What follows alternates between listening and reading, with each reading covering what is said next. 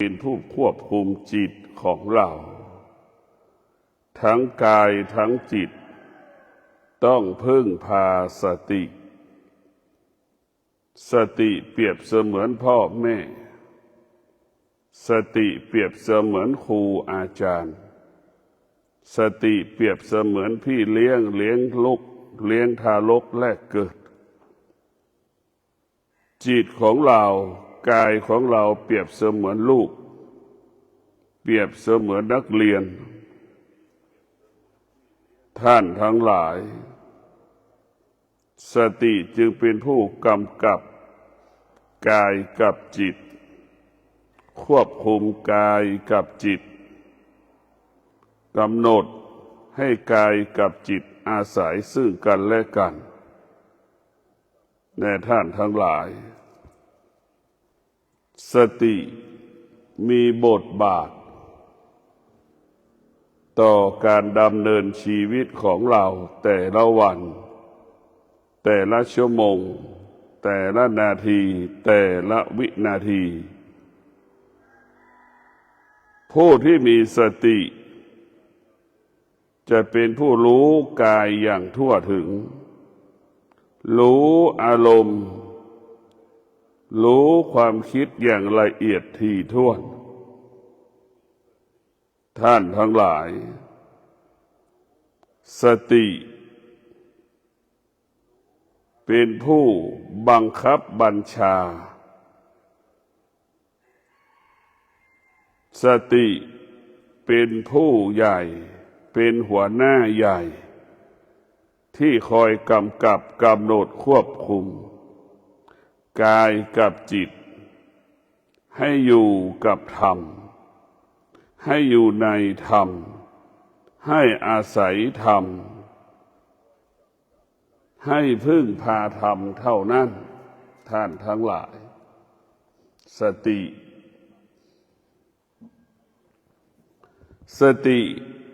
จะเป็นผู้รู้สึกตัวตลอดเวลาเมื่อเรามีสติเราจะรู้สึกตัวอยู่ตลอดเวลา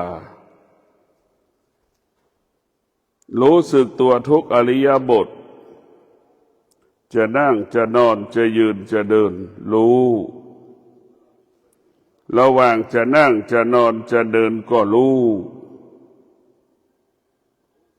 ระหว่างจะเปลี่ยนอิริยาบถนั่งนอนก็รู้สติเป็นภาษาธรรมะภาคปฏิบัติสติเป็นธรรมะภาษาภาคปฏิบัติจะต้องพูดทุกวันทุกเวลาสติมันจึงเป็นหลักของธรรมะภาคปฏิบัติเป็นหลัก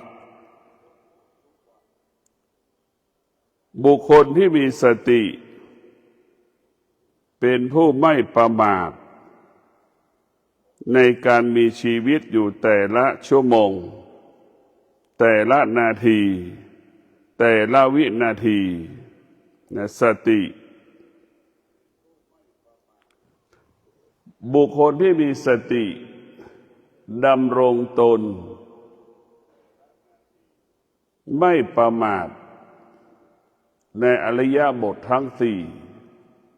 ในอิริยาบถทั้งสี่ในอิริยาบถทั้งสี่นั้นเมื่อเรามีสติคำว่าผิดพลาดไม่เกิดแต่คำว่าสำลิดผลเกิดแต่คำว่าสำลิดผลเพราะฉะนั้นพวกเราทั้งหลายสติเปรียบเสมือนเสาบ้านสติก็เหมือนเปรียบเสมือนเสาหลักเมืองสติก็เปรียบเสมือนเสาคอนโดอพาร์ตเมนต์สติจึงเป็นรากฐานของชีวิตชีวิตจะมั่นคงได้ต้องอาศัยสติจิตจะมั่นคงได้ต้องอาศัยสติกายจะมั่นคงได้ต้องอาศัยสติท่านทั้งหลาย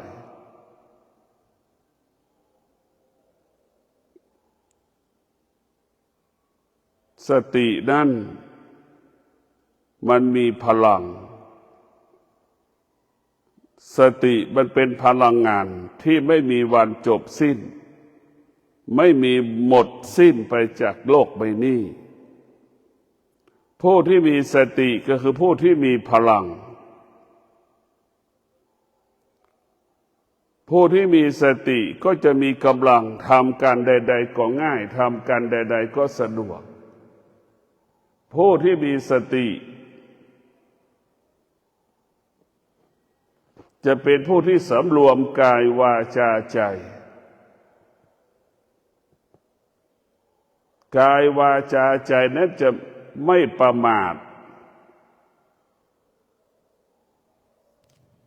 ท่านทั้งหลายผู้ที่มีสติตั้งมั่นอยู่ในความเพียรใช้ความอดทนมาฝึกฝนจิตใช้วิริยะภาคเพียรมาอบรมจิตเพื่อให้จิตของเราเป็นจิตผู้รู้สภาพจิตเดิมของเรานั้นเป็นจิตเป็นผู้ไม่รู้จิตเป็นผู้ไม่รู้สภาพจิตเดิมของเราเป็นผู้ไม่รู้สภาพจิตเดิมของเราเป็นผู้ไม่รู้เหมือนทารกแรกเกิดไม่รู้แบบนั้นสติจึงเป็นผู้ฝึกฝนจิตให้จิตเป็นผู้รู้เหมือนทารกแรกเกิดรู้ว่ามันหนาวรู้ว่ามันร้อนมันเติบใหญ่มันจะเป็นผู้รู้แบบนั้นท่านทั้งหลายมีสติรู้ว่าเวลาเราหลับตาหรือเวลาเรานั่งสมาธิแล้วหลับตาเราจะเห็นกายเราจะเห็นอารมณ์ของตนเองจะเห็นกายของตนเองเห็นอารมณ์ของตนเองเห็นกายของตนเองเห็นอารมณ์ของตนเอง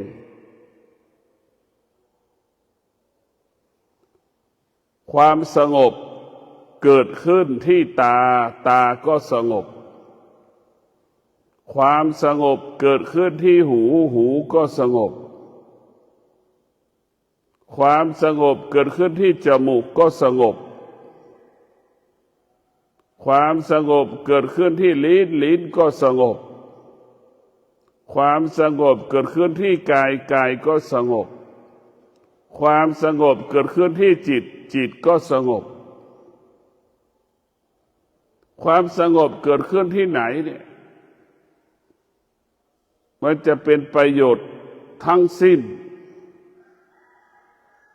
เป็นประโยชน์เกิดประโยชน์โดยเฉพาะความสงบเป็นอาหารของตาเราไม่ได้บริโภคความสงบตานั้นก็จะละเอียดปราณีตเวลาตานั้นเห็นรูปตานั้นสัมผัสกับรูปและตาก็เราไม่ติดในรูปตาก็จะไม่หลงในรูปสงบตัวนี้สงบด้วยวิชาและปัญญาสงบรู้ความจริงสงบรู้ตามความเป็นจริงท่านทั้งหลายสงบรู้ด้วยวิชาและปัญญาจึงอยู่เหนือสิ่งที่เรารู้เรารู้สิ่งใดเราขอละสิ่งนั้นสงบรู้ด้วยปัญญารู้สงบคือตาหูจมูกลิ้นกายใจรู้ตาหูจมูกลิ้นกายใจก็สงบรู้แล้วมันก็ละสิ่งที่เรารู้ละสิ่งที่เรารู้สติมันจะบอกมันจะสอนว่าหลับตานั้นหรือเรานั่งสมาธินั้นเราจะเห็นตนเองเห็นกายของตนเองเห็นชีวิตของตนเองเห็นอารมณ์ของตนเองเห็นความทุกข์ของตนเอง เห็นพ่อแม่ของตนเองเห็นพี่น้องของตนเองที่ลำบากหรืออยู่สุขสบาย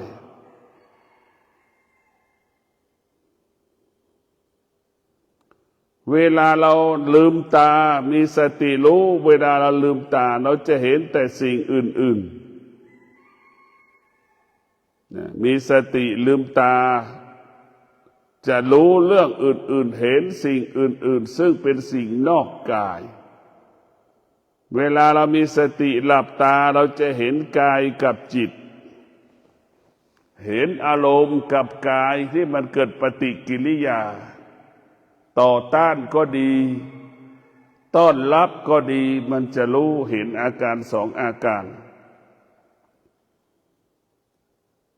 ทุกคนถ้ามีสติบรรลุเป้าหมายเหมือนกันหมดเสมอเหมือนกันหมดทุกคนมีสติก็จะเป็นผู้รู้เป็นผู้รู้สติเปรียบเสมือนช่างฝนมีดช่างรับมีดนั่นแหละสติเปรียบเสมือนบุคคลที่รับมีดรับมีดให้มันคมจิตเราก็เหมือนมีดที่มันไม่คมเราจะต้องฝึกจิตให้จิตเป็นผู้รู้จิตมันไม่รู้เราจะต้องฝึกจิตให้มันรู้จิตให้ไม่รู้เหมือนมีดที่มันไม่มีคมเราจะต้องรับมีดให้มันมีคมขึ้นมาเราจะต้องฝึกฝนจิตให้จิตเป็นผู้รู้คือให้ได้เมื่อจิตเป็นผู้รู้จิตก็จะเป็นผู้ตื่นไหนตื่นรู้กายในอริยบททั้งสี่นั่งก็รู้เดินก็รู้นอนก็รู้หมดในอริยบททั้งสี่จะนั่งจะนอนจะเดินจะกินอะไรก็แล้วแต่เราจะรู้ตลอดเวลาเมื่อเรามีสติแล้ว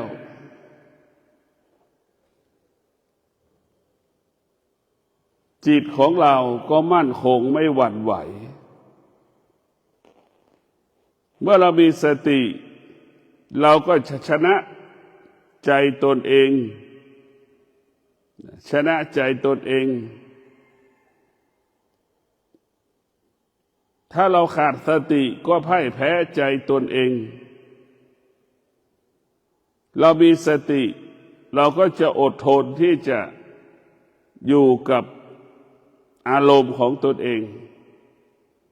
เมื่อเรามีสติเรามีความอดทนเราก็ชนะใจตนเองเมื่อเรามีสติเราก็มีวิริยะภาคเพียรที่จะเอาชนะใจตนเองชนะใจตนเองได้เนี่ยท่านทั้งหลายทุกวันนี้เราขาดสติจึงพ่ายแพ้ใจตัวเองจิตเราจึงตกอยู่ใต้อำนาจสิ่งอื่นๆจิตเราจึงเป็นทาสของสิ่งอื่นๆกายเราจึงเป็นทาสของสิ่งอื่นๆผู้ที่มีสติจะชนะใจตนเองไม่เป็นทาสอารมณ์ของตนเองไม่เป็นทาสของความคิดของตนเองจะไม่เป็นทาสของบุคคลอื่นไม่เป็นทาสของบุคคลอื่นๆ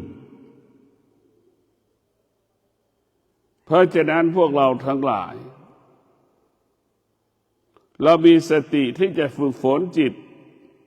ให้ชนะอารมณ์ความรู้สึกที่มันปรากฏ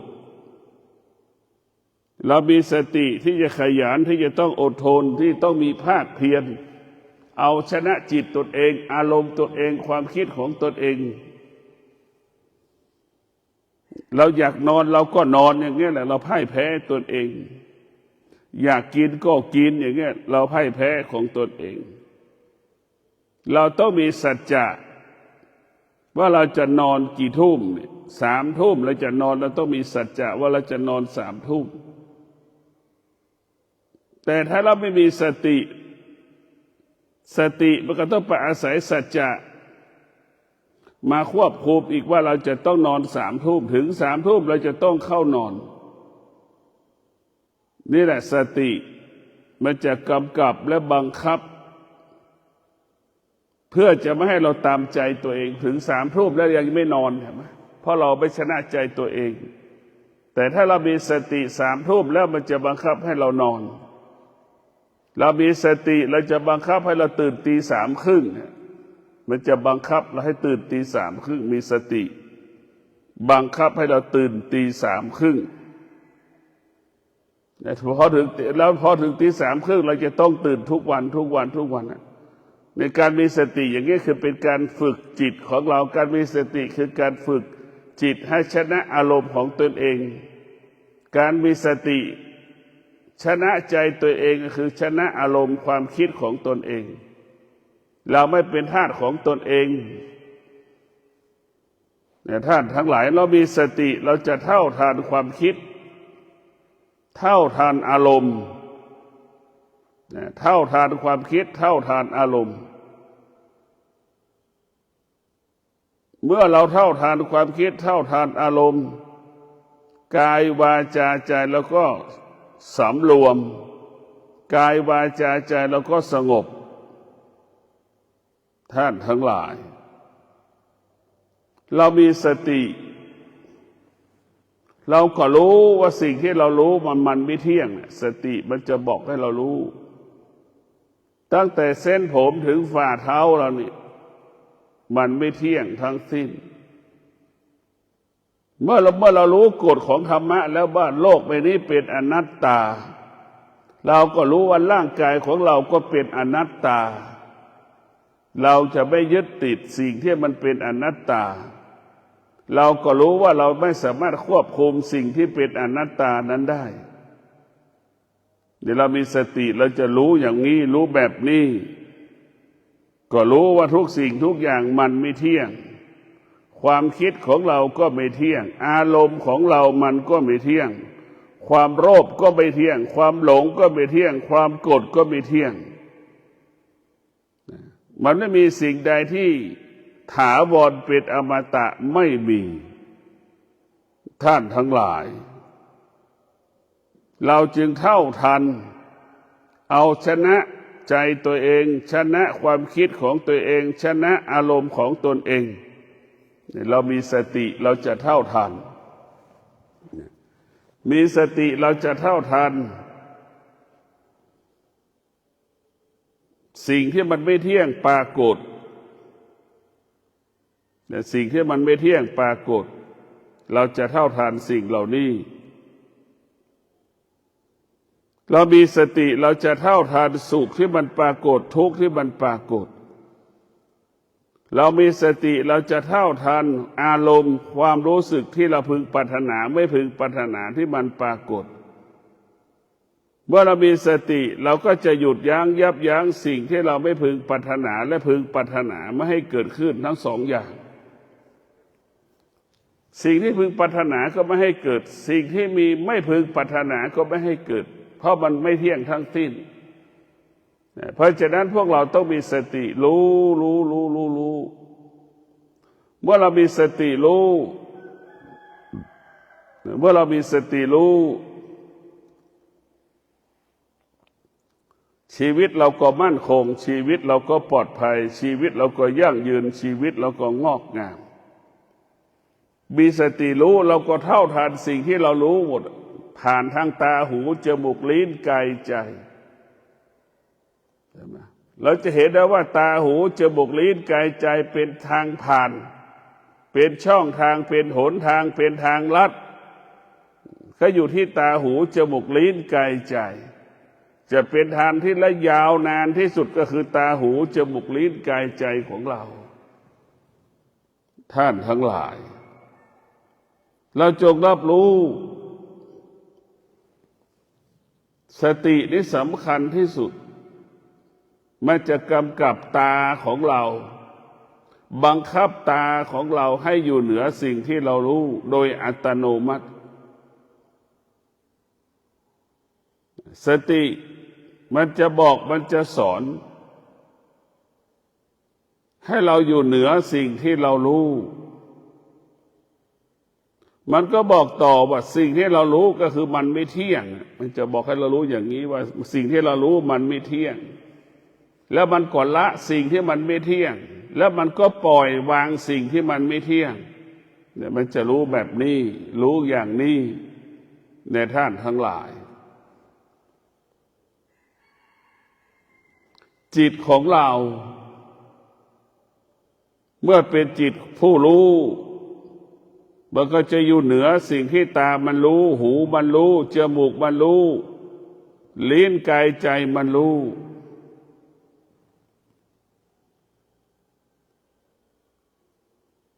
สติจะทำให้เรานั้นเท่าทันอุปทาน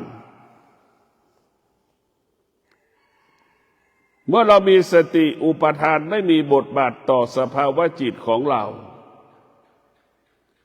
เมื่อเรามีสติเราจะหยุดยั้งยับยั้งอุปทานเมื่อเรามีสติเราจะละอุปทานเรามีสติเราจะอยู่เหนืออุปทานเราจะอยู่เหนือมันเมื่อเรามีสติเราก็จะละเวทนาที่มันปรากฏเรามีสติแล้วก็อยู่เหนือเวทนาที่มันปรากฏเท่าทานเวทนาแล้วก็ละเวทนาทั้งเวทนาและอุปทานเนี่ยอุปทานเนี่ยเป็นเครื่องกีดขวางกั้นในการปฏิบัติธรรมของเราเรามีสติ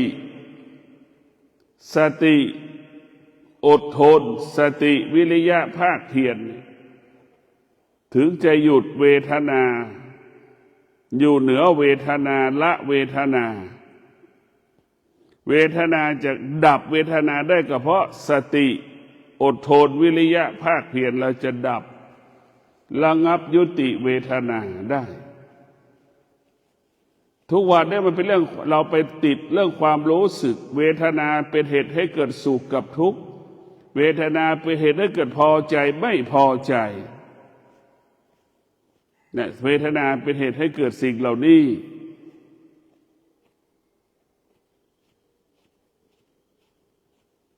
ท่านทั้งหลายทุกคนสัมผัสกับเวทนา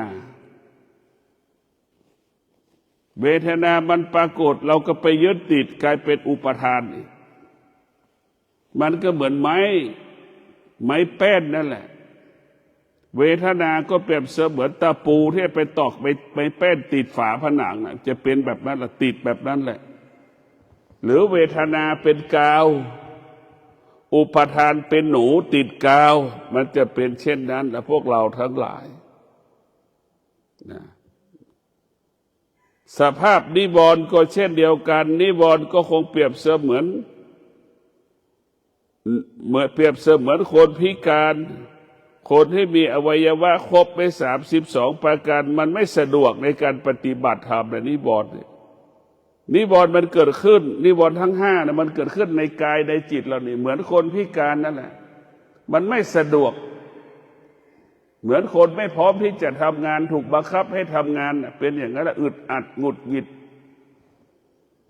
มันต่อต้านสารพัดความต่อต้านพวกเราทั้งหลาย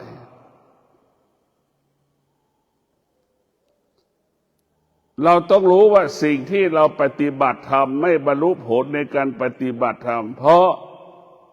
เราขาดสติเวทนาจึงปรากฏเราขาดสติเวทนาจึงอยู่ในกายในจิตเราเวทนาก็กินกับเป็นกินก็เป็นเวทนานอนก็เป็นเวทนาตื่นก็เป็นเวทนานั่งนอนเดินกินเป็นเวทนาทั้งสิ้นนี่แหละมันผูกเราไปหมดถ้าเราขาดสติจะนั่งจะนอนจะเดินจะกินก็ไปยึดติดหมดเมื่อมีอุปทานมันเกิดขึ้นแล้วก็ไปยึดติดอีกเหมือนสามีติดในภรรยาภรรยายึดติดในสามีเหมือนสามียึดติดภรรยาเหมือนแม่กับพ่อยึดติดในลูกไปยึดติดในพ่อแม่นะมันเป็นทุกข์ทั้งสิ้นในท่านทั้งหลายเราต้องมีสติพิจารณาละนิวรณ์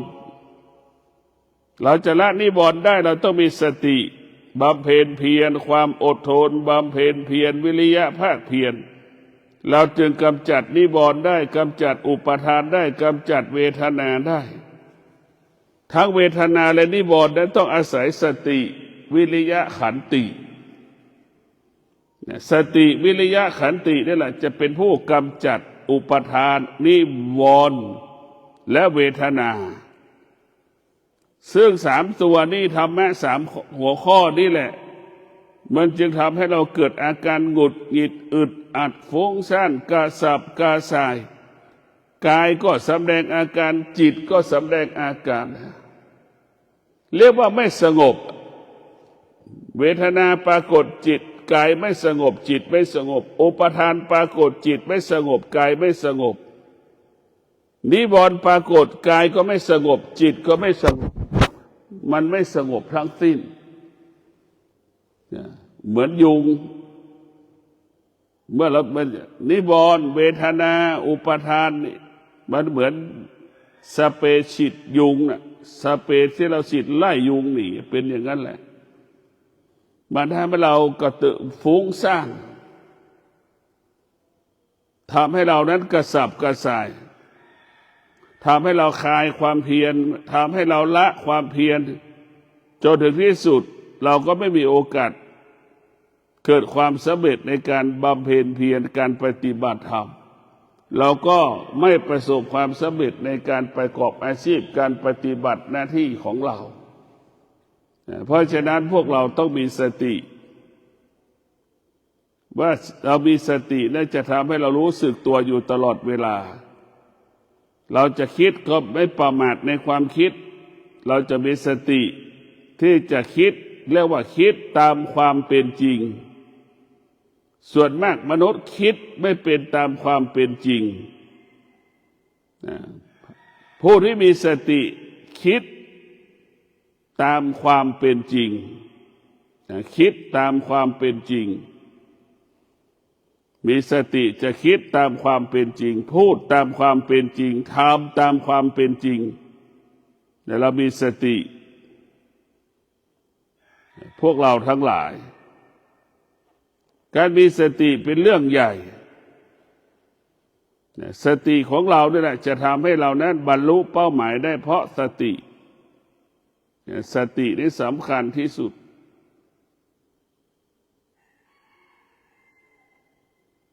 เราจะต้องมีสติรู้อะไรก็รู้ว่าความสุขมันก็มาจากความทุกข์เรามีสติรู้ความทุกข์ก็มาจากความสุขเรามีสติรู้ว่าทุกข์ก็เป็นเหตุให้เกิดความสุขเรามีสติรู้ว่าความสุขเป็นเหตุให้เกิดความทุกข์เรามีสติรู้ทั้งสุขทั้งทุกข์มันไม่เที่ยงมีสติรู้เราก็ละทั้งสุขทั้งทุกข์เรามีสติรู้ที่จะอยู่ห่างสุขกับทุกข์มีสติรู้ที่จะดับทุกข์และดับสุขทั้งสุขทั้งทุกข์เป็นเวทนาในท่านทั้งหลาย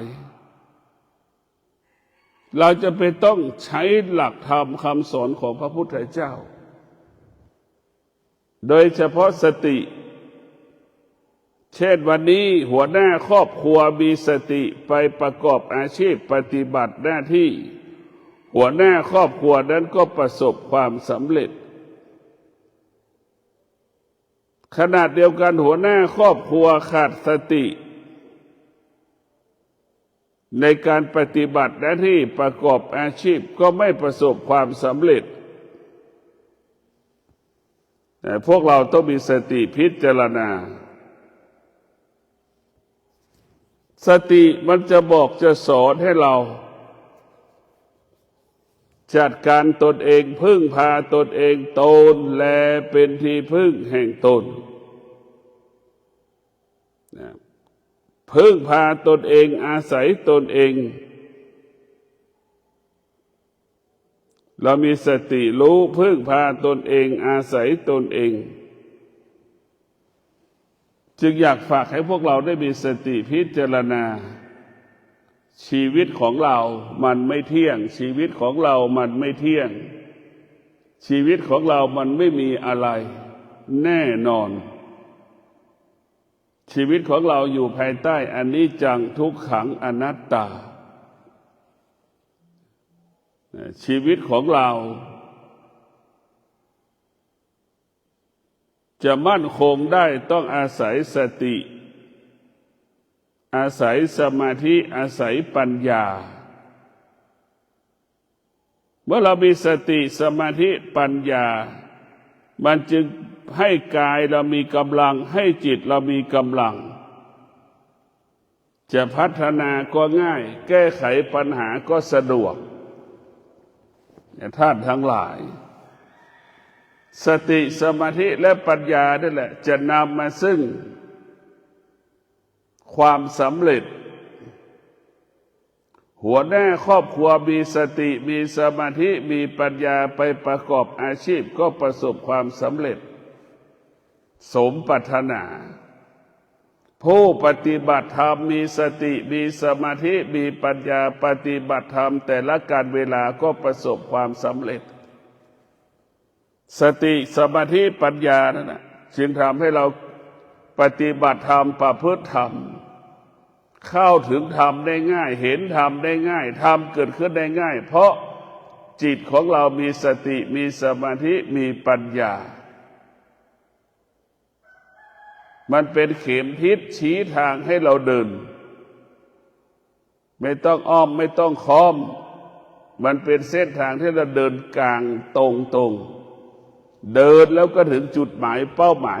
100%ท่านทั้งหลายเรามีสติพิจารณา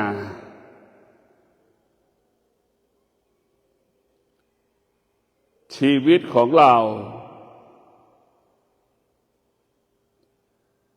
ร่างกายของเรามันเกิดความเสื่อมตลอดเวลาร่างกายของเราชีวิตของเราเนี่ยจิตใจของเราเนี่ยเปลี่ยนแปลงและแปรสภาพไปตามกาลเวลาผู้ที่มีสติจะเป็นผู้รู้สึกตัวผู้ที่มีสติจะเป็นผู้รู้จักหน้าที่ของตนเองผู้ที่มีสติเป็นผู้พัฒนากายกับจิตตลอดเวลาสำรวจกายวาจาใจเราตลอดเวลาเรียกว่าผู้ที่มีสติกายสะอาดใจก็หมดจดดังลูกจ้างมีสติก็จะทำความสะอาดบ้านนั้นสะอาดทุกจุดละเอียดปาณีตสุขุมรอบคอบผู้ที่มีสติเรียกว่าละเอียดเมื่อจิตเราละเอียดเราก็จะรู้อะไรรู้เวทนารู้อุปทานรู้นิวรณ์แล้วเราก็ละนิวรณ์เวทนาอุปทานได้พวกเราต้องมีสติพิจารณาผู้ที่มีสติก็ตั้งมั่นอยู่ในคุณของศีลสมาธิปัญญาดำรงตนด้วยศีลสมาธิปัญญาศีลสมาธิปัญญาจึงเป็นสายเอกสายกลาง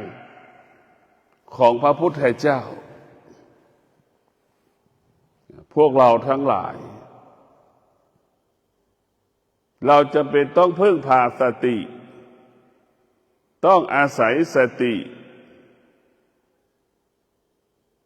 เป็นผู้ชี้ทางเป็นผู้อบรมสั่งสอนเป็นผู้ที่เตือนสติเราต้องมีสติรู้เมื่อเรามีสติรู้แล้วนี่เราก็จะอยู่กับธรรมะอดทนมันก็สงบวิริยะภาคเพียร มันก็ไม่ย่อถอยทำต่อจึงเกิดคำว่าสำเร็จก็ขอความสุขสวัสดีจงเกิดแก่ท่านทั้งหลายมีสติที่จะละนิวรณ์มีสติที่จะดับนิวรณ์มีสติที่จะระงับนิวรณ์มีสติดับอุปทานละอุปทานกำจัดอุปทานออกไปจากกายออกไปจากจิตระงับยุติเวทนาที่มันปรากฏให้มันเสื่อมสลายหายไปจากกายจากจิตเวทนาก็เหมือนกลิ่นดอกไม้มันไม่มีตัวมันไม่มีตนแต่เราอุปทานขึ้นมาแล้วมันจะเข้าไปยึดติดมีตัวมีตนก็ขอความสุขสวัสดีจงเกิดแก่ท่านทั้งหลายมีสติรู้อยู่เหนือเวทนามีสติรู้อยู่เหนืออุปทานมีสติรู้อยู่เหนือนิวรณ์ขอให้ท่านทั้งหลายปฏิบัติตนประพฤติตนดำรงตนด้วยศีลสมาธิปัญญาชีวิตงอกงามจิตใจเบิกบานผ่องใสตลอดกาลขอเจริญพร